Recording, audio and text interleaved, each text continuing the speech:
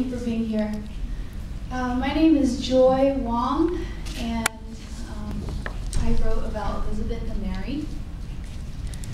In my chapter, I talk about how all my life I've struggled with competition and comparison. It's just been a very integral part of my life.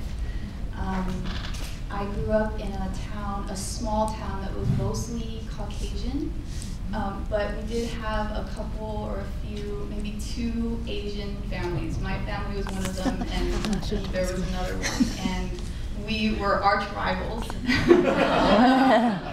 my brother is sitting right there, so he knows too. And actually what I found out or discovered throughout time was that this competition was not just external, but it became internalized. So that I ended up comparing myself often and almost in every category, not just academics.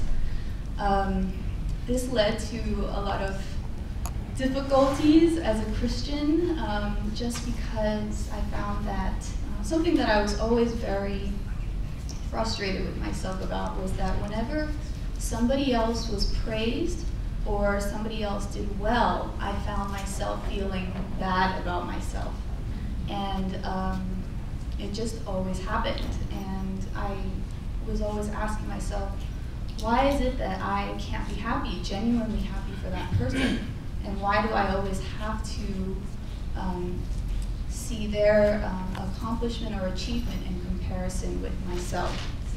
So I picked Elizabeth and Mary because in reading the story, the one comment that struck me was that when the time when Elizabeth was pregnant with John the Baptist and Mary was pregnant with Jesus and Mary comes in, Elizabeth comes out with the comment, blessed are you among women, blessed is the fruit of your womb, and she continues to just shower all these praises on Mary.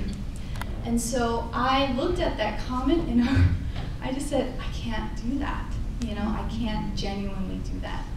And so that's how my story intersected with Elizabeth's.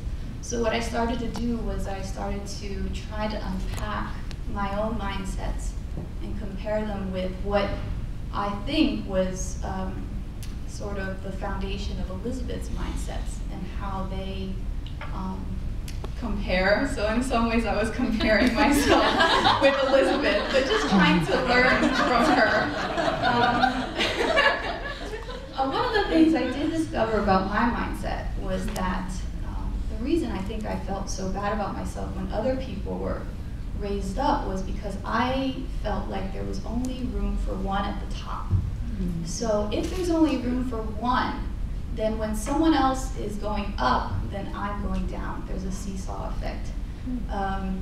And so anyway, my chapter is about how I try to reframe and think about myself and others differently.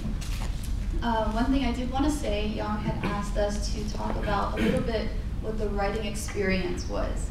And I have to say that for me, when I'm writing and being forced to put words to my experience has always been a very liberating process for me. Because for most of my life, this struggle with competition and comparison has been a very vague, cloudy experience. I knew I struggled with it, but I didn't know why. I didn't even know how to begin to look at why that was the case.